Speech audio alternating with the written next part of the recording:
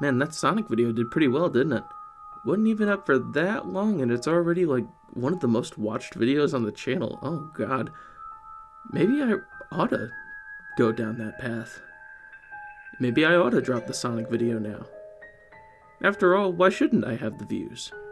I've proved my worth, I've proved myself capable. Why shouldn't I claim what's mine? Then again, maybe I should never make a Sonic video again. When you hear Majima, what comes to mind? Is it the wealth of fantastic boss fights going back as far as the first game? Is it the quirky, off-kilter humor that he brings to the series? Is it the surprisingly in-depth character drama that was slowly drip-fed to us with every new entry? Is it the copious amounts of fans shipping him with Kiryu? I bet it's that last one. But regardless of where you stand on the character, one thing is pretty much assured. You love him, as do I. Majima is fantastic. He's one of the few consistent things you can count on in this series. When the stories are lacking, and the boss fights are middling, and the side content doesn't give you your fill of what makes Yakuza, you can always count on Majima. And now, with Yakuza 0 on the horizon, potentially giving us a whole new look into the character, we can get excited for even more of the best guy. And hey, apparently Yakuza 5 is coming to PS3 soon, so finally gonna get that localized after a whole 2 years of waiting. I can't wait to see what it has in store for... Wait, what year is it again? Well, my friends, we find ourselves in the big 2025, yet again facing Yakuza 0 on the horizon, following a massive letdown for our boy Majima. I literally do not have the time to explain why Pirate Yakuza in Hawaii is such a disaster, but to speak on one massive reason, there is the legacy half of Majima's playable styles in the game.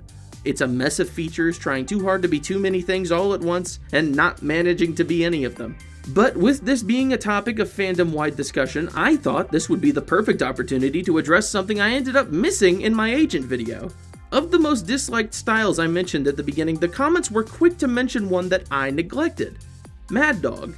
Be it in 0 or K2, people had their problems with it, and they were vocal.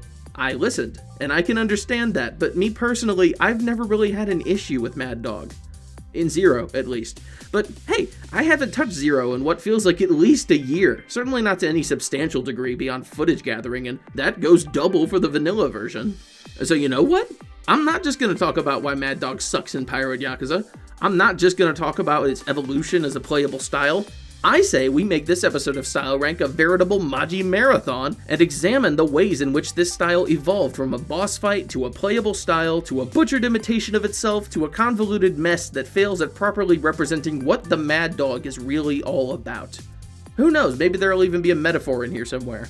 As always, chapters on screen, but this is going to be an extra special video, and an extra long one. Seeing as I'm talking about more than playable styles, and especially considering that I'm going to talk about more than one game's iteration of said style, the chapters will be all the more important. This is a wide range of topics, and if you end up feeling like the disparity is too much to keep track of, feel free to take a break. As I've always said in other videos, I'll be here when you get back, there's no rush. That's a different video. Oh, also, spoilers for Yakuza's 1, 2, 3, 4, 5, 0, and Majima Pirate game. Now, with all of that said, let's get started. And now, if we want to get to the core of Majima's moveset and the games leading up to his playable brawler debut, I do think it's important that we cover all of his boss fights in the mainline series. That means no Kenzan and no Ishin, but that doesn't really save me much time. We still have 5 whole games to look at here. So let's not waste any time. First up is Yakuza on the PS2. Or PS3. HD version. Yeah, Yakuza PS2 on PS. Honestly, a bit of a shock to say, but a majority of Majima's gameplay identity can be found in this very first fight. Note the stark purple hue of his aura, the way he rushes around the arena, often dodging off camera entirely, his taunting laugh when he knocks you down. Majima isn't just menacing, he's a straight up menace in the annoying way. He never stays in one spot and he's not remotely predictable. You can aim for where it looks like he's going to be, but he often doesn't end up there. That's thanks to 2 major parts of his moveset, his cancelable attacks and his built-in evasion. The former's probably the easiest thing to explain. Take a look at this string. It's usually 3 knife slashes, but if he decides he's not in a favorable enough position, he'll just back out of the 3rd one and relocate. Likewise, if you end up behind him and he doesn't like that too much, he can stop whatever he's doing to kick you while turning around. This is a fight that never allows you to stay still. But more than that, it never lets you settle into a routine. This isn't really a fight that can be solved, or in fighting game terms, you can't download Majima. he's always got an option on hand that he either will or won't take. It's up to you to be ready to adapt to what he does, for as difficult as that may be in Yakuza 1.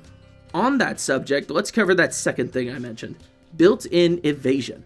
A few of Majima's moves entirely take him out of harm's way, like this reverse sweep and his charge with the knife. Again, this keeps the fight unpredictable, but more than that, it cements in your mind and in your muscles that you need to take this slow, decrepit husk that is Kiryu's body in the first game and somehow make it go fast. And it's this, Kiryu's moveset and abilities, combined with Majima's moveset, that lead me to say that Majima's second fight in this game is great. Not only is it still a super challenging moveset, but now you finally got the skills and the moves to match it.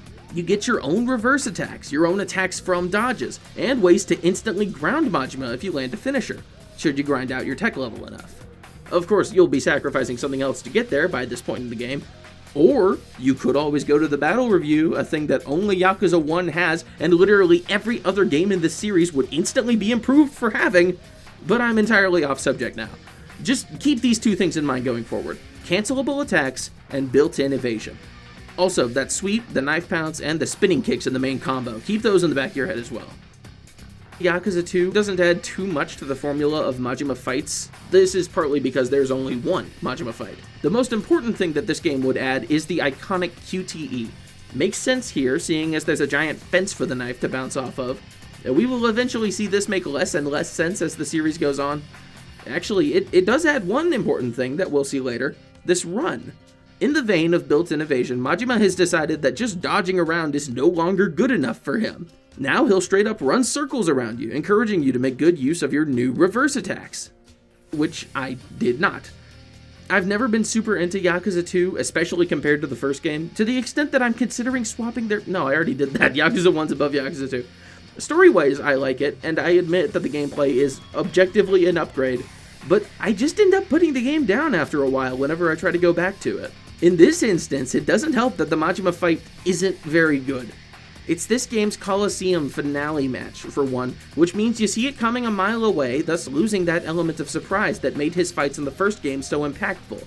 It also comes after two pretty shitty fights, for two, so you're either low on health or just in a bad mood. You're stuck wearing the knuckle, for 3, that makes you unable to grab, so you're just limited for no good reason, and you still can't even block the knife. I don't think the running around adds much to this difficulty, for 4, especially in a game which reuses the Jingu running away moveset way too much.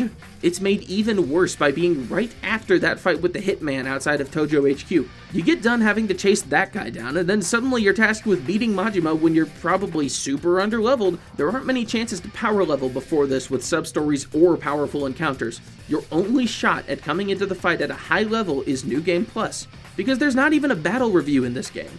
It's just a big shitstorm of bad ideas all piled on top of a fantastic character who has to just sit there and accept that his fight was never going to succeed here. Even with that big in-character introduction, it ends up feeling like a lot of flash without a lot of thought as to how that makes for a good fight. So what if we took that fight and made it good? That's the question Yakuza 3 dares to ask, and the answer is my favorite Majima fight in the series. But before we can get to that, there is the matter of the Chapter 1 boss fight with Majima. This is our first time seeing the Mad Dog barehanded, and a good way of foreshadowing his weakness that will end up being exploited by Hamazaki. Nothing particularly special here, he doesn't have any substantial new moves, just a less interesting version of his normal moveset. Anyway, time for fun stuff now. In stark contrast to the boring, mundane intro to Majima running Purgatory in Yakuza 2, we instead get this awesome buildup of approaching West Park alone and unsure of how we'll be received. We don't know if Majima's on our side or not, and after the last two games, not to mention starting this one out by forcing him back into the Tojo clan and then just leaving his ass, it wouldn't be absurd for him to not think of Kiryu in the highest terms.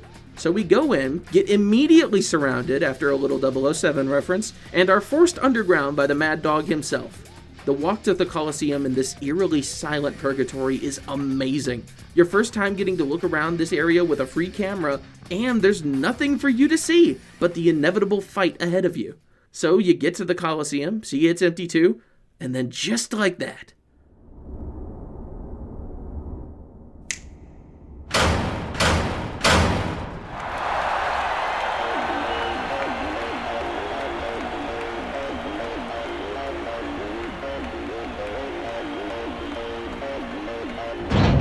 the mood shifts immediately.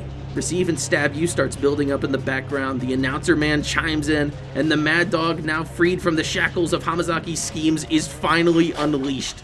Literally. And thus begins the best Majima fight. You think you might finally be on equal footing, having a double dodge, double finishers, potentially even the quick step cancel if you're on New Game Plus. Not many new moves here. The most important addition is this running lunge with the knife. We'll see that again later. What sets this fight apart is that whenever you're locked on, Majima refuses to stay still. You have to either turn your back or forego locking on in order to chase him down. And when he pops heat mode, the dodging gets even more intense. About the worst thing I can say about this fight is that as long as you have the Komaki techniques, it can be easily cheesed due to its predictability, and that is a very unfortunate negative, considering that Majima thrives on unpredictability. However, I don't consider it an extreme detriment because the fight is still fun. We will soon see what happens when Majima is predictable in a not fun fight. Yakuza 4 shakes things up in a few ways. Most noteworthy is the fact that you're playing as Saejima, a character who has nowhere near as much mobility as Kiryu, let alone Majima. You basically have to relearn the entire matchup, but that won't be so easy when Majima gets some new moves and combos in this game. Main thing you'll want to keep in mind is the flippy kick. It comes out just fast enough to where you'll want to block it rather than dodge it.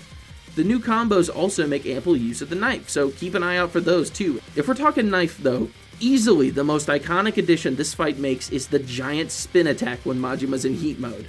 You can run and dodge this attack on the PS3 version, but in the remaster, good luck, buddy. Find a corner and guard for your life or just tank the damage. Yakuza 4 in general has been said to have a very arcadey feel, and stuff like this very much contributes to that. There's not really much I have to say about the fight besides what I've said. Kind of blew my load on the story talk with 3. This isn't even really supposed to be about the story significance of these fights. So, I guess I'll close this out by saying that for those who may not know, you can save at the phone booth outside the Millennium Tower before the Minami fight. The game doesn't really steer you in that direction, but you can. It makes it so that you don't have to redo the police avoidance stuff every time. Pro tip. I don't even know if I have the strength needed to bury this fight as deep as it should be buried. It's horrible. It's straight up garbage. And that's not even considering the story stuff, of which I'll only say this. Majima spends the entire game either dead, captive, stupid, or evil, and I can't tell which one of those is the worst option. He doesn't deserve a big climactic final battle. Ending a part is the perfect level of significance for a character like him. Even at his best, he doesn't work as a final boss. And this isn't his best. This fight's main gimmick is that it rips the QTE straight out of 3 and 4, so it doesn't actually transition between normal and heat modes. That's a 5 thing in general, but when it was such an integral part of Majima's gameplay identity from the previous PS3 games, I feel like that does a major disservice to him. Regardless of that, though, this fight adds 2 main things. One of them is the worst set of moves Majima has ever received, yes, worse than his lame moveset in Kenzen. Fits right in with every other unique boss in 5 being some of the worst fights in series history. With Majima, it's not that he's unfair or unpredictable, it's that he becomes the opposite. He's a complete pushover here. If someone can explain to me how whatever it is that he's doing is productive in any way, I'll be legitimately surprised. All it does is set him up for a dragon drop, and then you're right into the next phase. Speaking of, the other original thing this fight brings to the table is the clones. Midway through the fight, Majima will summon 4 clones of himself and disguise himself as a 5th. You can tell which one is him by seeing which one hangs towards the back of the group. This is also the only time you'll see Majima hanging back in this fight or rapidly dodging around, because in every other moment, he's completely forgone his usual evasive, cunning fighting style. So this clone shit is the only thing that really sets him apart from the other bosses in this game. Even Kanai gets a knife moveset later on, and that one is actually hard to deal with. All of that said, under normal circumstances, I might say that this is pushing the boundaries of reality and that I don't like such a blatantly supernatural element being used in one of the main plot boss fights.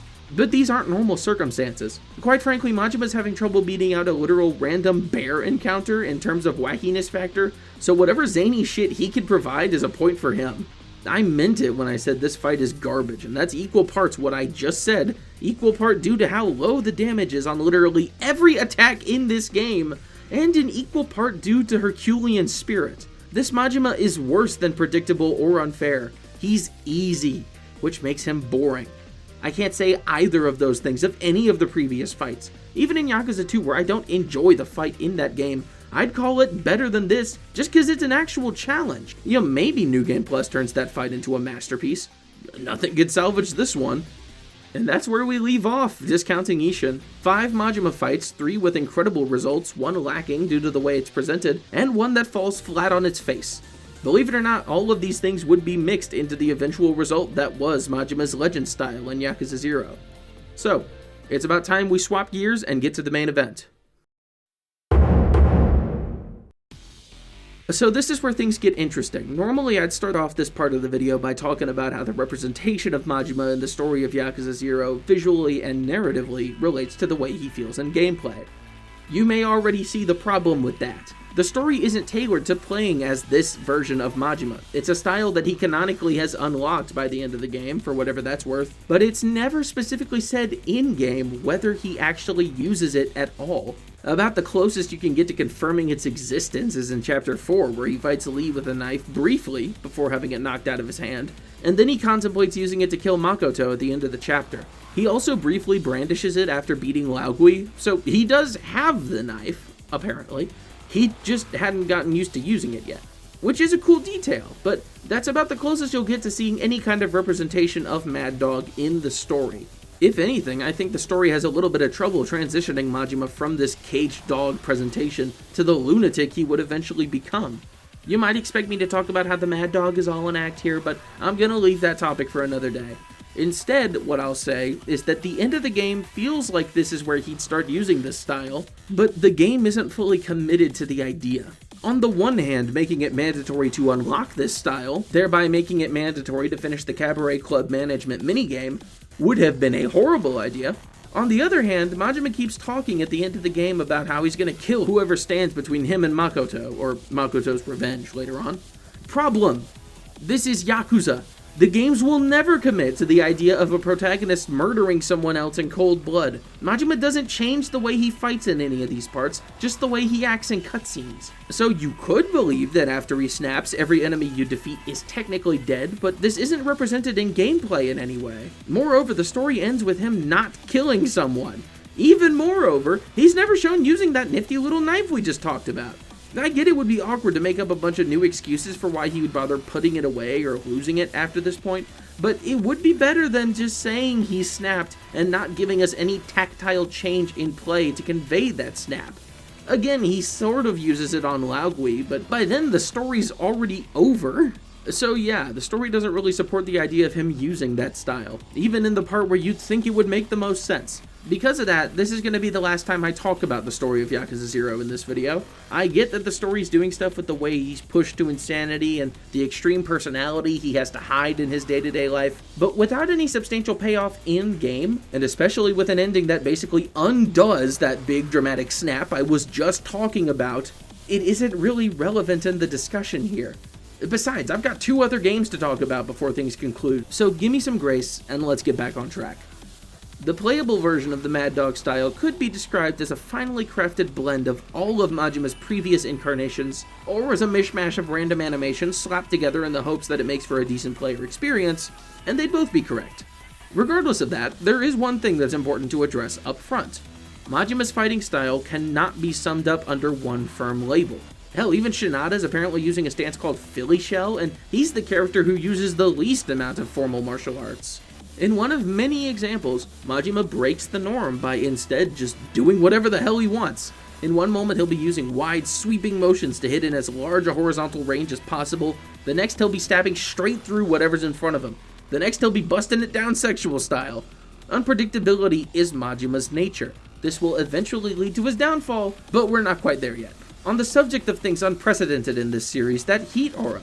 Not just the aura, in fact, but the heat gauge system entirely. For those who don't know, which is like 5 people, the higher your heat, the quicker your moves are, the more evasive you become, and the more moves you unlock. For Majima, the latter 2 are more important than the actual speed of his attacks in his 3 main styles, but with Mad Dog, all of these things become important factors. It reinforces the idea that this is a style he hasn't fully mastered yet. It's something new that he's getting used to. The somewhat scattershot assortment of moves also lends to that idea, especially considering that the spinny kick has never been how Majima opens a combo. I guess he realizes how bad of an opener it is by Yakuza 1. Back to the subject of the aura, though, this is another new thing for the character and the series. His color's always been purple, but with white undertones, or bright ones at least. This black, cloudy aura with purple highlights probably got chosen specifically to contrast with Kiryu's legend aura, which is white with rainbow highlights. This one sort of reminds me of Aizawa's aura, actually, but to get back on topic, Majima's aura here may seem like it's hinting at his becoming a villain. In retrospect, this is silly, because we know that he would not only go on to be something of an anti-hero, he'd be completely neutered in his very next appearance to just be kind of a silly, goofy guy. But, in fact, this aura is accurate. It simply foreshadows what he will go on to do in 1992, when he meets a certain 18-year-old Mirie Park at the ripe old age of 28. But let's not think about that right now. His knife glows too, check that out. Being serious, I do like the after frames and the little electric highlights the knife has. It lends some mythic power to this knife that it was always treated with in previous games. And again, it lends to that unpredictable nature. Some hits will just randomly be slashes with the knife, which will ignore barehanded guard and cause a little extra stagger to the affected enemy. But hey, there's one more major thing I need to discuss before we get on to exactly how this moveset works, and that's the theme. Receive You, the subtype, has a lot to live up to, especially considering how disappointing Slash was in 5. I'm standing my ground on that. And, like everything else, it's a blend of his most identifiable traits.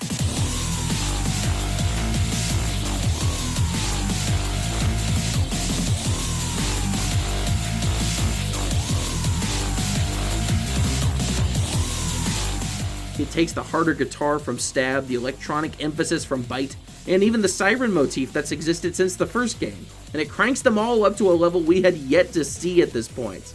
All of that, and it still fits in perfectly with Zero's sound palette. I have nothing negative to say about this song, it's just great.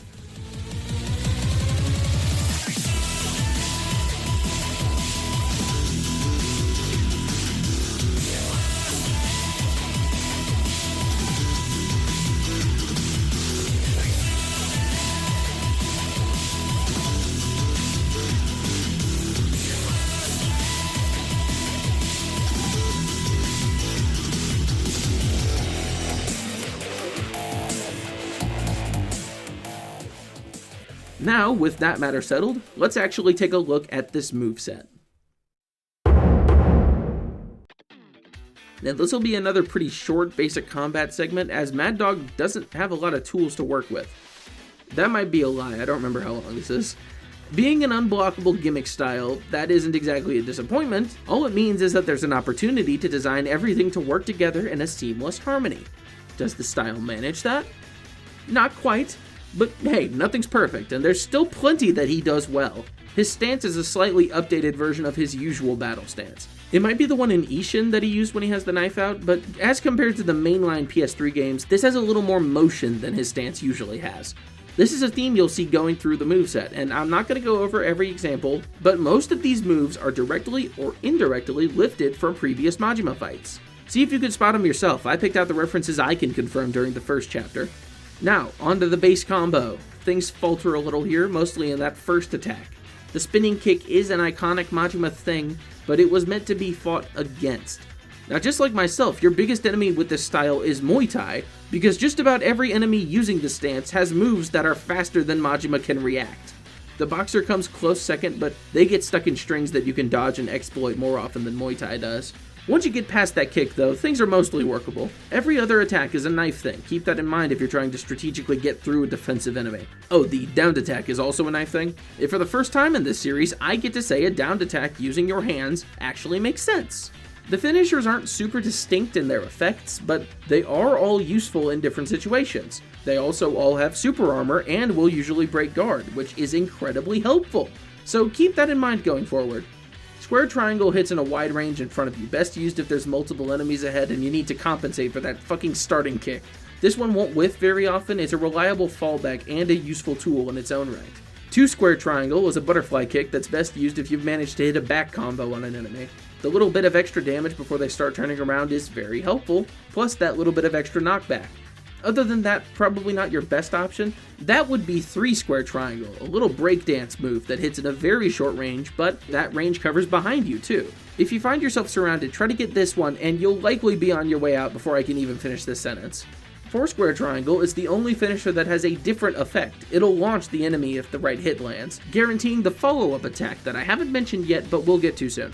If you can get this far into the combo, it'll be worth it, but don't count on getting that far too often.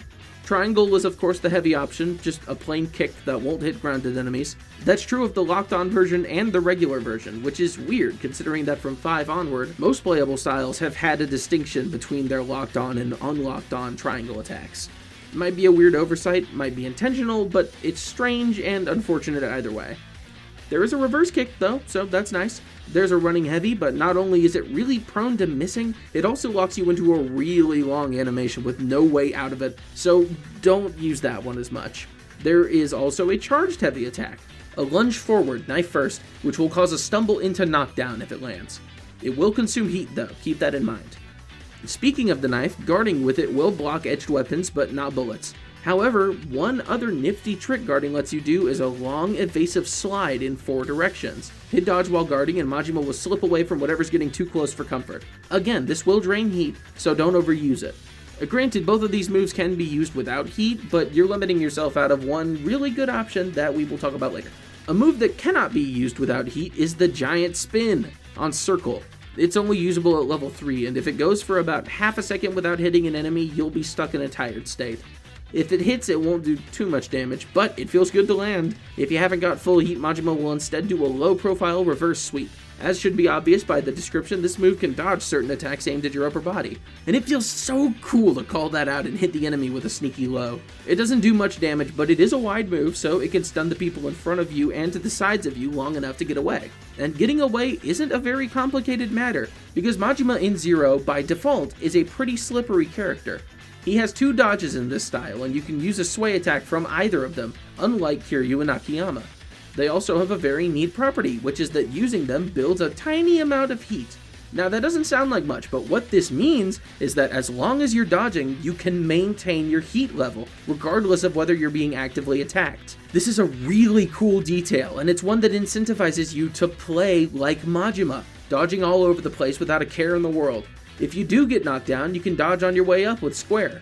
I feel like this move should have a hitbox. The way the game describes it suggests that it does, but it doesn't. Very odd detail, but it still works as an evasive way of getting up. And that's sort of the nature of Mad Dog. It's just really oddly constructed. The heat-consuming attacks and maneuvers, things that you feel should have certain properties that just don't. Even your taunt consumes heat at first, then builds it back up little by little. That one is very strange, but not as weird as Kiryu getting the ability to just shake off all his heat. The legend styles were so odd in this game. Hell, Majima has a counter on triangle, but it also consumes heat if you have it, and I can't tell for the life of me if it does more damage at high or low heat. All of this does come together to make for a pretty entertaining gameplay loop, though. You can easily gain heat back if you're putting the work in, but to use all of your tools means constantly losing that heat. For me, though, that isn't really a downside. It's not like you would go to much use otherwise. You only have 3 options for heat actions: downed enemies, enemies near walls and raised surfaces, and the big special 3 enemy heat action that looks freaking rad as hell. Look at this rocks!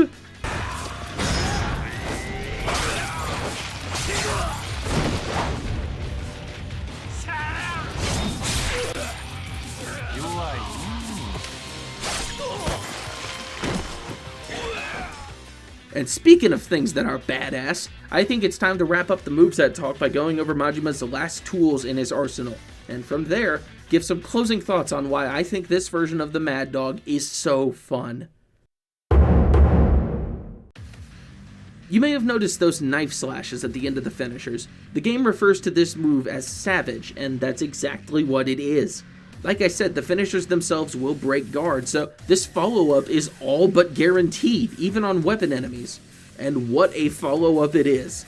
Landing Savage will transition Majima into a command run. You can also go into the command run off of a sway attack, which gives them a use considering that they are not very good in this game. The left and right ones at least. The front and back ones are good, but those are kind of hard to do on command when you're in a big crowd.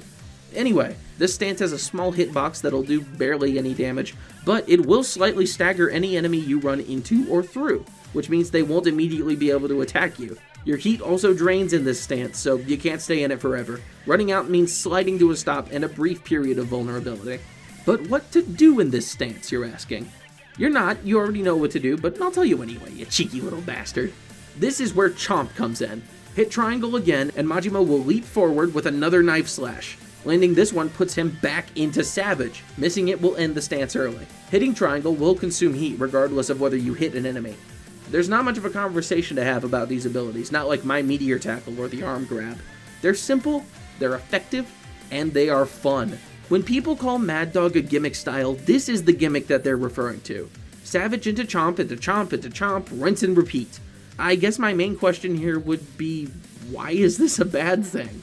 I mean, I get wishing you could have gotten a super busted, overpowered, complex style for completing the side mode of Kiryu or Majima, but here's the thing. This style hits 2 of those 3 marks, and I don't think the lack of complexity is much of a problem, because if you want to go through the game not spamming Savage and Chomp, you can. You can dodge cancel Savage and only use the normal finishers. You can limit yourself to only so many Chomps per Savage. Or you can just lab the rest of the style and see what it's capable of outside of these things. That's what I've been doing, and yeah, it's hard, but it's so much fun to just play around with it.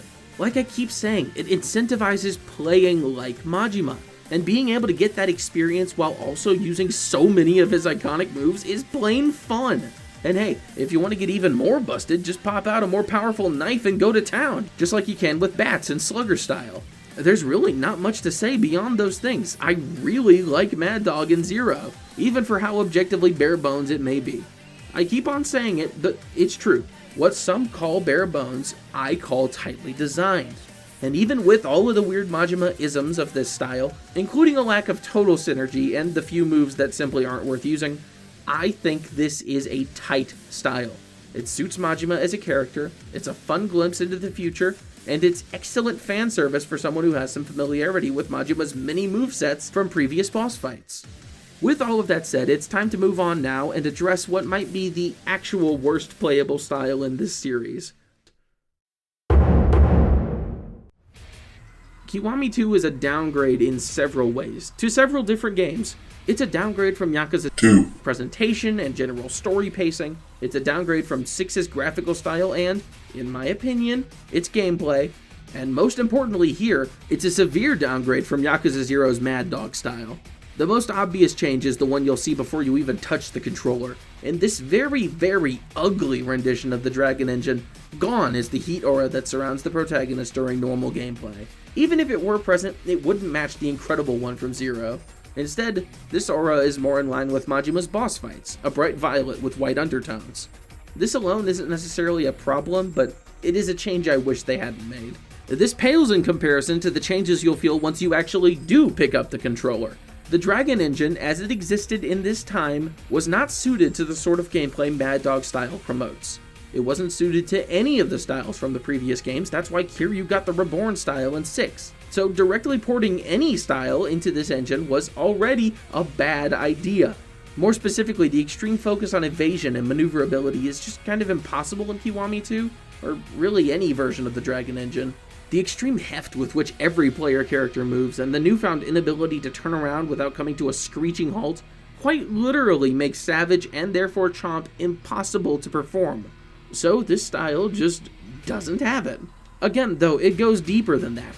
Gone with Savage is the ability to dodge out of the knife slash. So if you go for a finisher, you're committed to that follow-up, which means you're now stuck in a seconds-long animation just like the running heavy did for you. Actually, that's gone too, replaced with one of the sway attack animations. And speaking of, without Savage, those are now reduced to really long, sort of pointless animations that are at best avoided, not worked with or around. Also gone is the charge attack, although the normal heavy will knock down most of the time.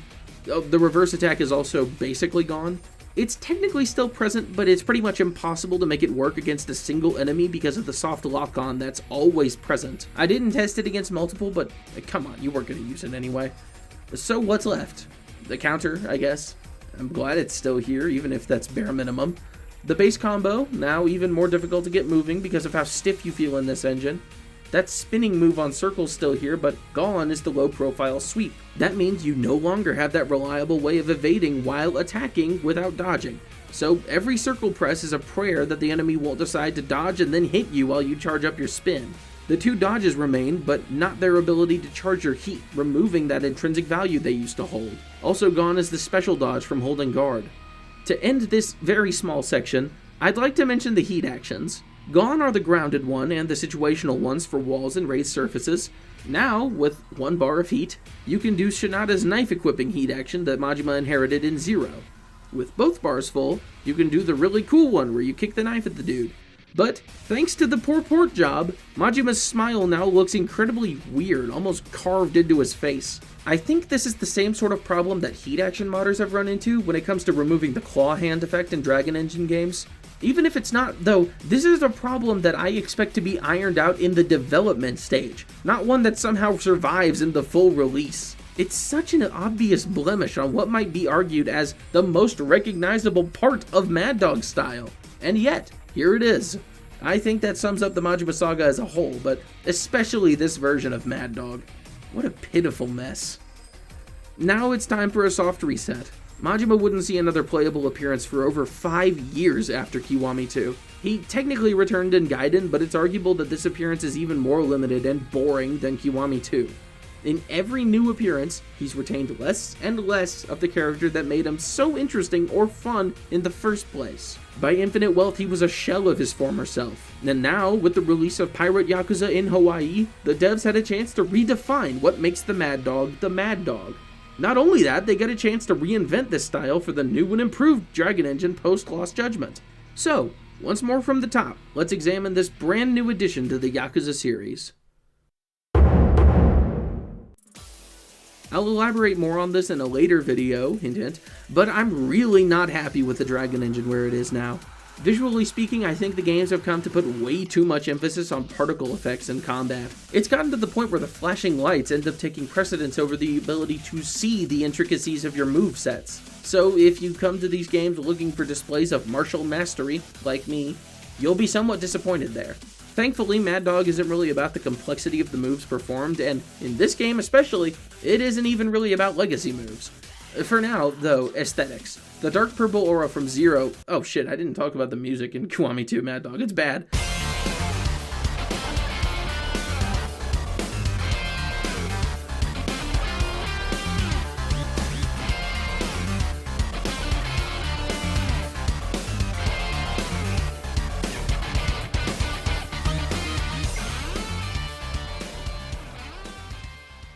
Anyway, the dark purple aura from Zero has been replaced by a bright, flashy purple with blue and white highlights. With the knife out, it adds a hot red streak to the trail. Honestly, it looks pretty sick. I dig it. The colors are organized like an actual fire would be, which is a pretty neat change. It also sort of matches Majima's boss fight auras in the previous games, which is, again, neat.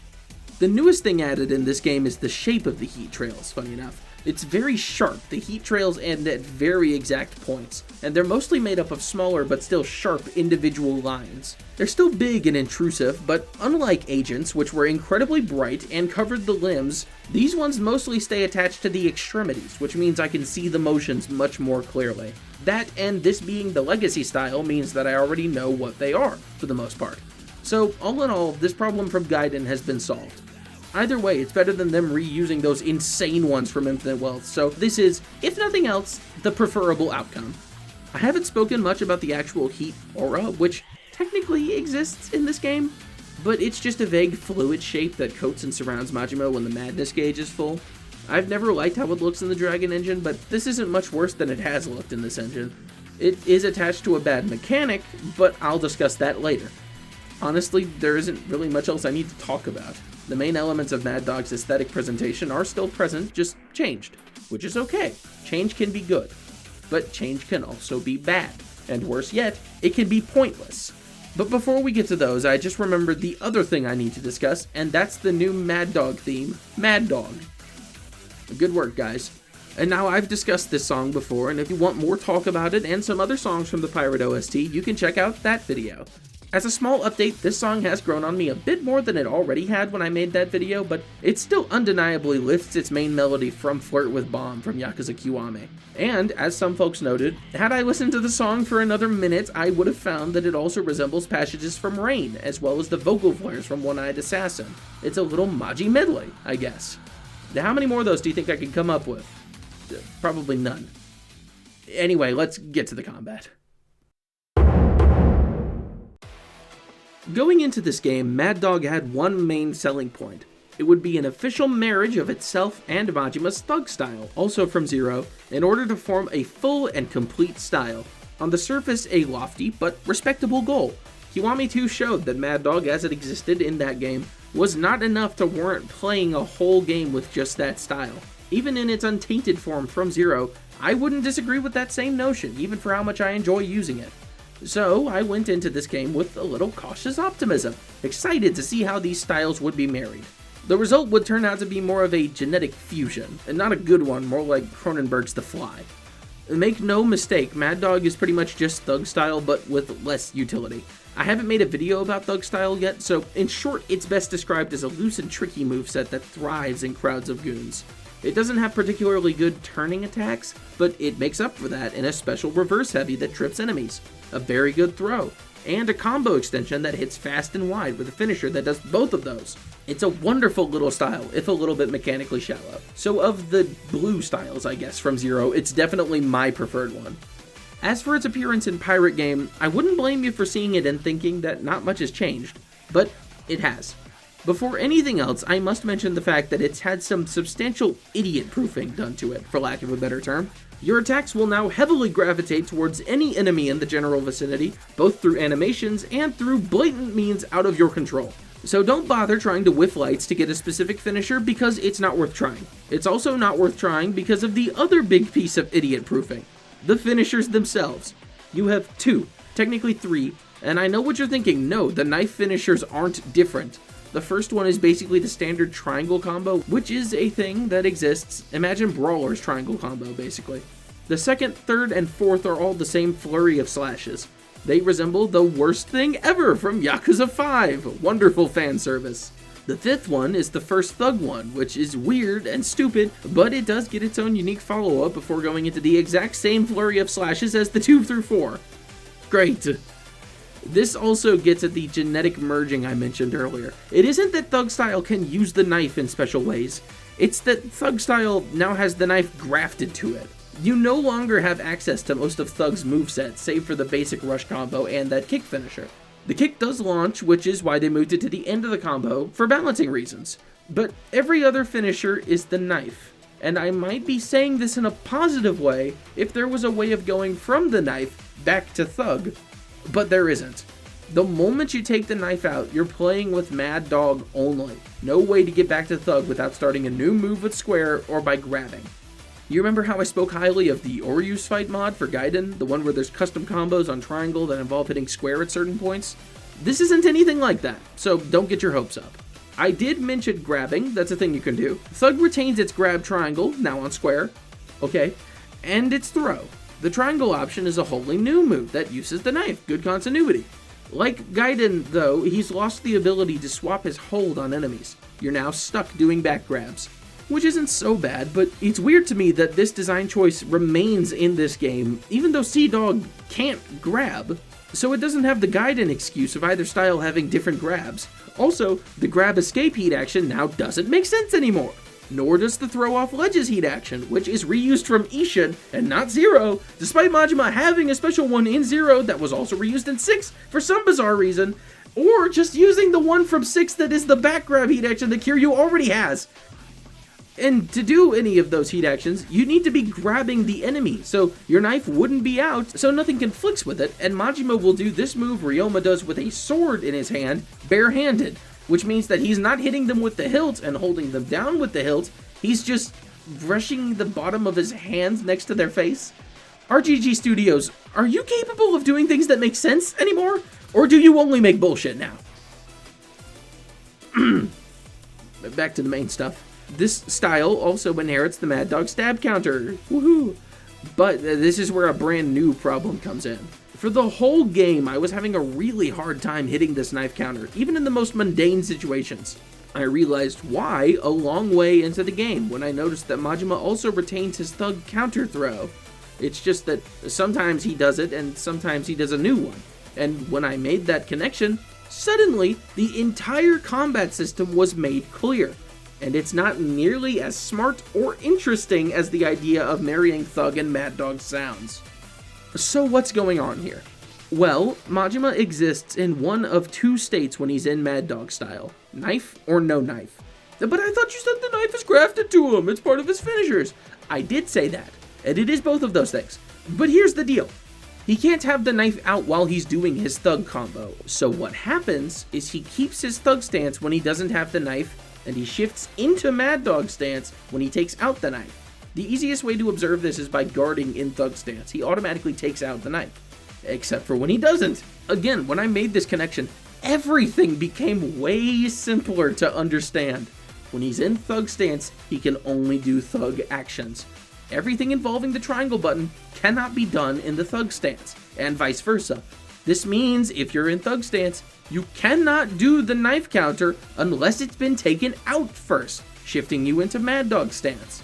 The problem with this arises when you realize that the knife has to be taken out with some kind of animation, whereas the knife can be put away by simply punching, which is still an animation, but you do that immediately. The fastest knife unsheathing animation is blocking, so I recommend always keeping a finger hovered over L1, that way you can immediately have the knife out for whatever you want to do, instead of committing to a full slash with it that will inevitably leave you open and get you hit. Confusing, right? I haven't even gotten to the moves that take pressing more than one button at a time yet. Oh, that's next, by the way. I haven't had to do this since the Agent video. I disagree with how I handled a lot of that project in retrospect, but this one part is something I can't see doing any other way. It's just how Dragon Engine games work now. So, let's move on. There are a few things I want to cover in this chapter, namely running attacks, sway attacks, and charge attacks. That last thing is basically Mad Dog's gadget system, or at least they're closer to that than Yakuza's charge attacks. Running square is a slide. Huh? This is incredibly bizarre for a couple reasons. For one, running square is usually some kind of lunge, a hop into a hit, or just some kind of move that throws you forward with one solid strike. It's been that way since Judgment. What else has existed since Judgment?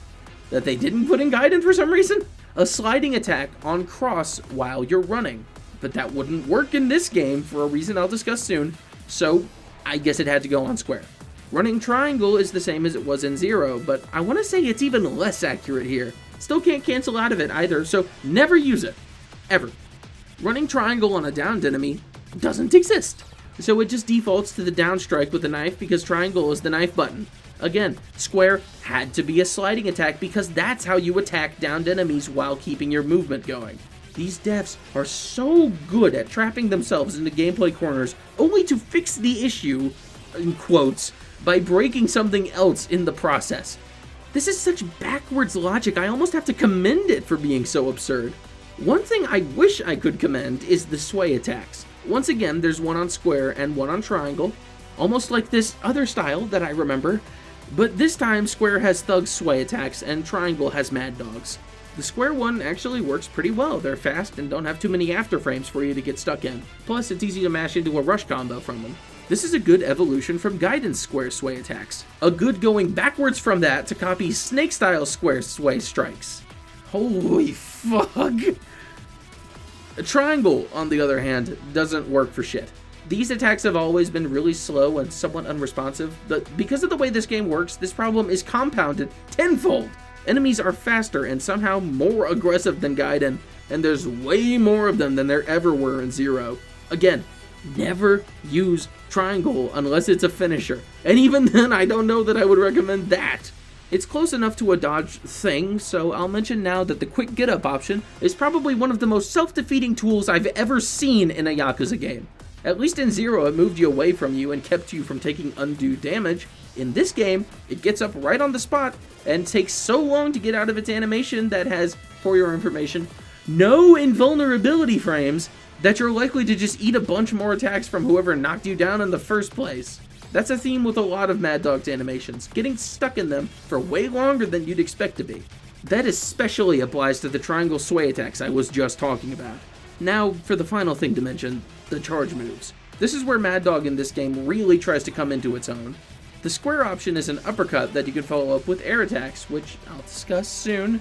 Able to break guard, one of Mad Dog's few things that are able to break guard. Yeah, thanks to that knife grafted to your hand, Majima is no longer able to break enemies' guard with his finishers, or any other moves involving the knife. Honestly, now that I'm thinking about it, I don't even think Mad Dog has a second thing that can break guard.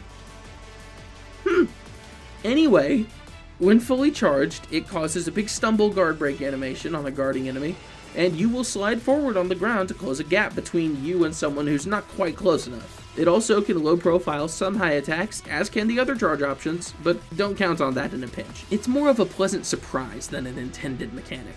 Charge Triangle is called Chomp, but it's not Chomp. It's one lunge forward, slicing any enemy close enough to be hit. Fully charging it makes bigger slashes. This can be a good move to use, but unfortunately, since nearly every enemy has a weapon in this game, your attempt will just be blocked and swiftly punished. It's best used as a combo ender, but that doesn't make it work any better. It's just outright sucks compared to what Chomp used to be.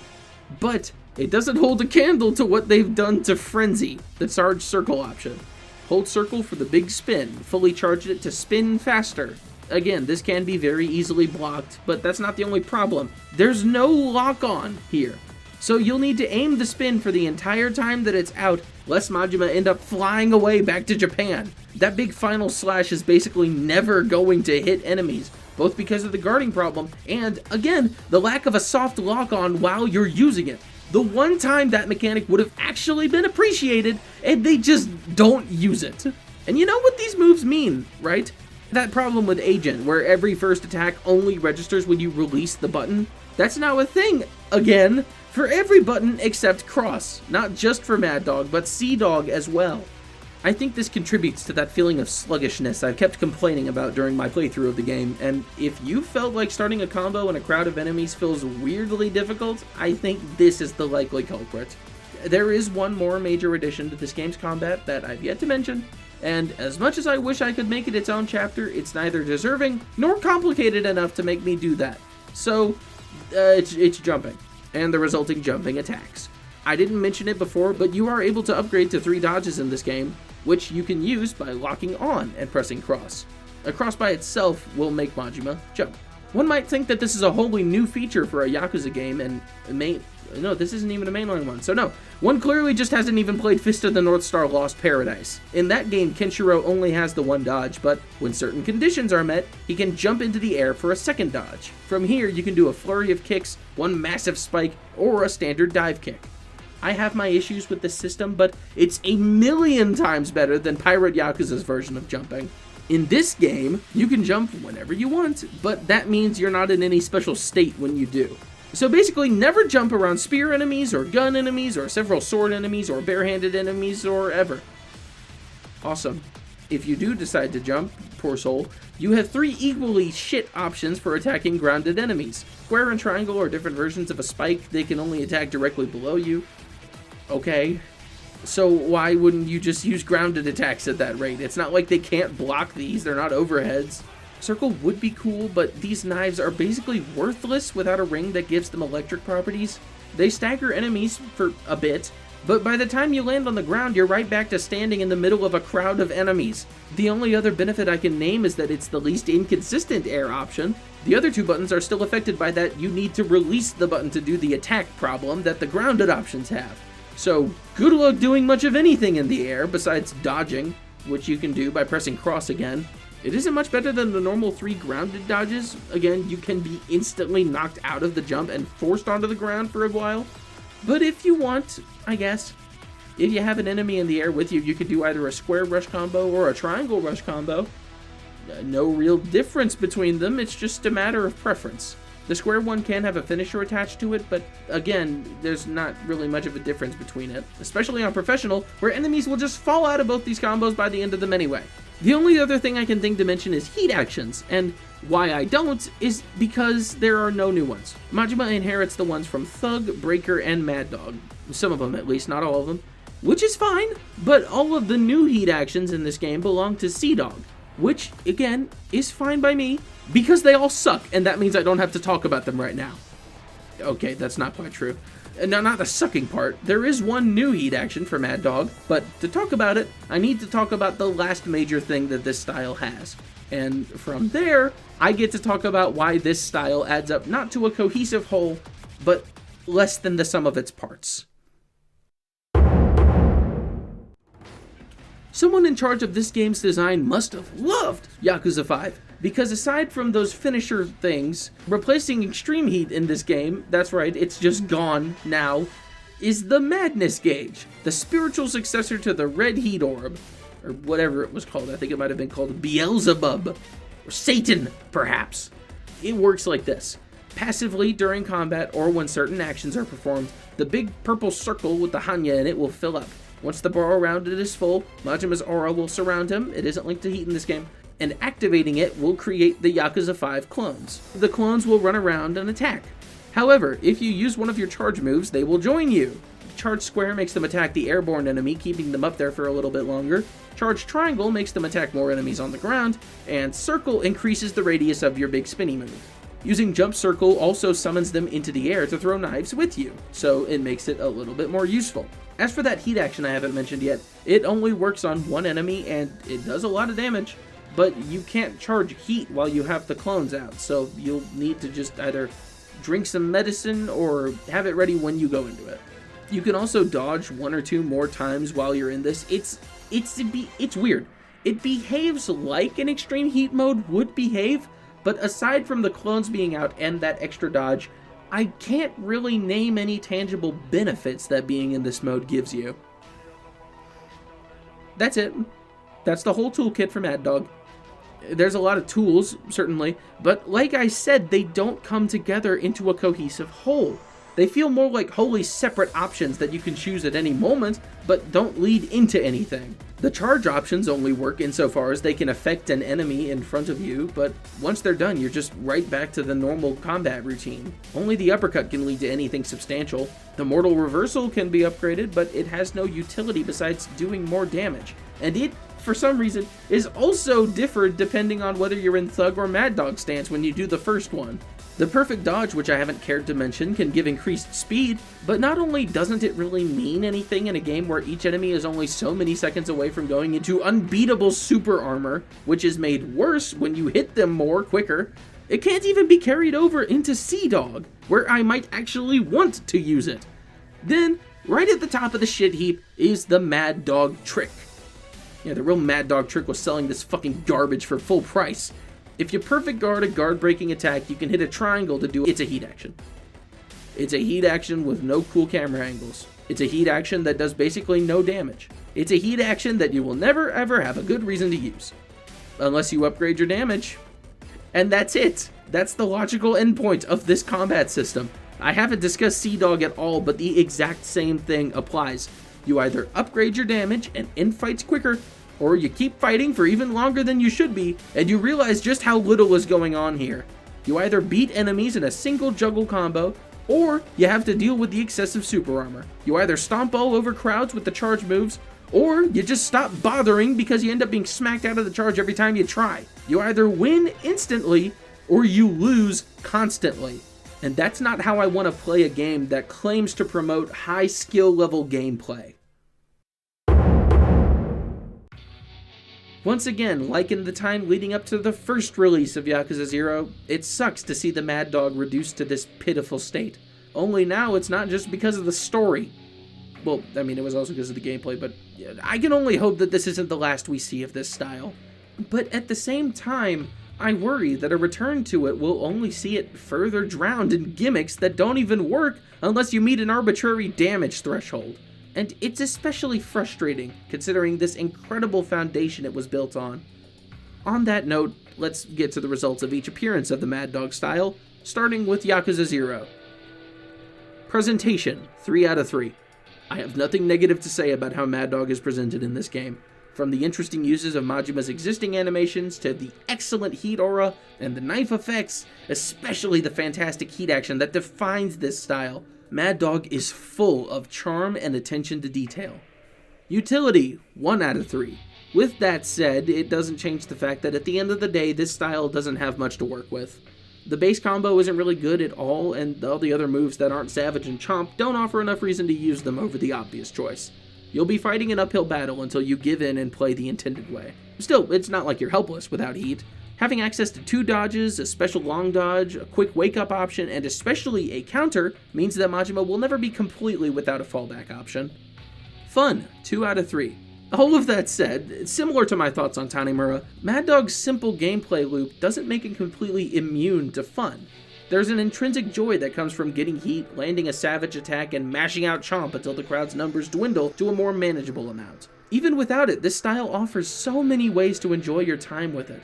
Unfortunately, unless you're purposefully limiting yourself to using Mad Dog, there's not really much reason to go out and find that fun, especially when you could just stay with Majima's default styles and have fun as is. Ludonarrative synchronicity, sad to say, but as I made clear earlier, the story of Yakuza 0 doesn't exactly facilitate the Mad Dog's existence until its bitter end. And by that point, Majima's fallen victim to the no-kill curse, so it's too late to bask in the bloodlust of the final chapter's supposed murderous rampage. I wish the game had been a little more open to the idea of Majima at least using the knife, but as it is, I only ever feel like the Mad Dog when I'm actively using the style. As soon as the battle ends, I'm right back to normal Yakuza 0 Majima. All told, Yakuza 0 gets a 6 out of 10. Not bad at all, but not quite good enough to fraternize with the highest ranking kings so far. Still, that isn't to say I don't like the style. I have a lot of affinity for it, and I hope my praise for it conveys that well enough. But now it's time to move on to a less positive example. Presentation, 1 out of 3. I already don't like how Kiwami 2 looks, and this style isn't doing very much to change my mind. It's the same as it was before, but now most moves end in a way less satisfying manner. That and the canned animation attached to the end of Foursquare Triangle is really awkward. Also, the aura is less interesting. Do I need to mention the heat action thing again? Utility, 1 out of 3. Again, it's the same but less, and Yakuza 0 was already a 1 out of 3, so it's by the good grace of me that I don't drop this to a 0. I probably would if the kick didn't consistently knock down or if the big spin didn't have full super armor, so it's by a massive stroke of luck that Kiwami 2 maintains this score. Fun, 0 out of 3. I don't even think I need to give this an explanation. It's K2 Mad Dog. Play it for yourself. If you don't understand this score in your first 10 seconds, you're beyond saving. Ludonarrative synchronicity. I can't believe I have to give this out here and not to 0, but the simple fact is that this is the moveset that Majima uses in his boss fight in this game, so since he uses it here, that is basically as cut and dry as you can possibly get. I have my own problems with this moveset being what he would use for the entire rest of the series boss fights, but that's not what I'm judging. So good job, K2, you got that one right. Shock of shocks, Kiwami 2 ranks poorly, and hey, would you look at that? It ties for worst with what I've already declared as the worst style in the series. I guess I'm still technically right, but hey, that makes everyone else who brought up the style under the Agent video technically right too. I hope you're feeling vindicated, I know I am. But now it's time to see if we have a new crowning champion of shitty styles. Presentation, 2 out of 3. Speaking entirely on the style, again, not the graphics, I actually really like what Pirate Yakuza's Mad Dog is going for. The heat trails are cool, the effects on the knife and heat actions are cool, and the way he fights is still reminiscent of the Mad Dog persona. My only real complaint here is that the game looks like complete shit, and that Majima doesn't look good enough to mitigate that. But, you know, that's not entirely his fault, so it can still get a decent score. Utility, 0 out of 3. You might be surprised by this, but quite frankly, I don't think the Mad Dog style is capable of playing this game on its own. That's something I can't say of any other style in any other game in this series. Even Crane in Judgment still has access to the wall jump moves, the enemy vault, extreme heat. It can manage. Mad Dog, as I've stated, cannot manage. It is simply incapable of fighting too many enemies at once if they have weapons and are given to guarding. And guess what? Most enemy encounters in this game have a lot of enemies, and they meet those conditions. This is especially true if you have multiple boss enemies coming after you. If at least one of them has a weapon, you're basically screwed. Dodge and pray. And guess what? Even the dodge isn't infallible. There's so much more that I haven't mentioned here. I keep remembering other things that I need to retroactively add to the script. So believe me when I say that I haven't listed every single problem with this style's moveset and abilities. Even if it were just put into a different game, this style isn't the sort that would be particularly good at anything because of the several caveats that come with all of its moves. Which leads to the other main problem it has. Fun, 0 out of 3. I was having an internal debate over whether this is more the fault of the style or Pirate Yakuza itself, But quite frankly, I've stopped caring about this hypothetical difference. Put bluntly, I don't like using this style in this game at all, and there's no edge case for that statement. It's worse than Zero's Mad Dog being an uphill battle to gaining heat, because at least that is capable of being fun. It's worse than Kiwami 2's early Dragon Engine combat being unsuited to the Mad Dog's moveset, because you know what? At the end of the day, I still like how that combat can feel. There is simply no rewarding aspect of this game's combat aside from the scant amount of dopamine I receive from defeating an enemy. And do you realize how little that means when it comes at the cost of removing all opportunity for player expression from combat? I cannot use Mad Dog in any other way than what was intended. And what way is that? Spam combos, spam charge moves, pop madness. Keep doing those things until the gauge empties. Rinse and repeat. Rinse and repeat. Ad infinitum. Ad nauseum. Ludonarrative synchronicity. This hardly even feels like it matters at this point, but I feel it's worth mentioning that Majima supposedly has amnesia during this game. Things come back to him slowly, that's the amnesia plotline, but at the beginning of the game, the best he can manage is that he used to be a Yakuza. He doesn't even remember his own name. How does it make any sense, then, that he starts the game with his iconic dagger and not one, but two styles that he's used in previous games? Yeah, I get it. They're melded. It's not technically just Thug and Mad Dog, but between that and the lack of new heat actions, it never really felt like Majima needed to find his memory. When I'm in gameplay, I'm just disregarding the amnesia entirely, because at no point do I feel like his loss of memory is reflected in his combat. At least not with this style, and I reiterate, this is the style you start the game with. As soon as it begins, it undermines its own story's hook. So there you have it. Now neither of us are right, because this game's version of Mad Dog manages to become what I would call the worst playable style in Yakuza. It's a real sorry note to end on, but not only do I wholeheartedly believe this, I don't know that it can be topped. Now granted, I still haven't played either Kurohyou or Ishin Kiwami, so I can't weigh in on Pancration or a custom moveset in Kurohyou or any of Ishin Kiwami's styles. So to those people, you could still be correct. But for everyone throwing K2 Mad Dog under the bus, I urge you to go back and consider that this style is, if nothing else, an inferior version of an actually fun style. Pirate Yakuza's Mad Dog is a chimera of three creative, unique, and fun styles that can't manage to match any of those things, even for a moment. What a shame, then, that, for now, this is where the Mad Dog story and the Yakuza series reach their conclusion. I can only hope for better in the future, but with every new game, hope becomes harder. And hey, I could end this on the same note as the Agent video, interrupting myself to talk about Yakuza 0 Director's Cut, but quite frankly, I don't think that that game has any hope, and I don't think I need to explain why. The retcon deaths, the pointless new cutscenes, that red light fight mode that just doesn't look like it has any depth to it at all besides the base fucking idea of using boss movesets to fight goons. If you find that fun, sure, go nuts. But I don't think that the game, as they have presented it, justifies its own right, not just to exist, but to delist the original from stores, which is going to happen. If it doesn't, then I'm wrong, but if it does, then just know that I am once again trying to warn people. Not to come off like a snob douchebag or anything like that. I don't want to come off like I'm the smartest Yakuza fan in the world, but please, I was right about Pirate Yakuza, and I don't want to be right about this, but consider what happened with Sonic Generations. Consider what happened with a lot of Sega's legacy series that they just, again, delisted because they said they were going to start making new ones, and consider that we haven't even seen any of those yet. So they're just gone now. Yakuza 0, as it exists, will disappear from stores in the next coming months. So please, prepare for that accordingly. And I guess now we get to the outro. Thank you very much for watching. Something of a downer ending here, I know, but if nothing else, this video has given me the motivation to try out another idea I haven't been able to implement in the past couple episodes. I'm sorry I'm kind of slurring my words, but I've just been complaining for like an hour and a half straight. Let me have this. To those who've been around since the immediate aftermath of the agent video, you might know what I mean by that. I hope you're looking forward to it. I am.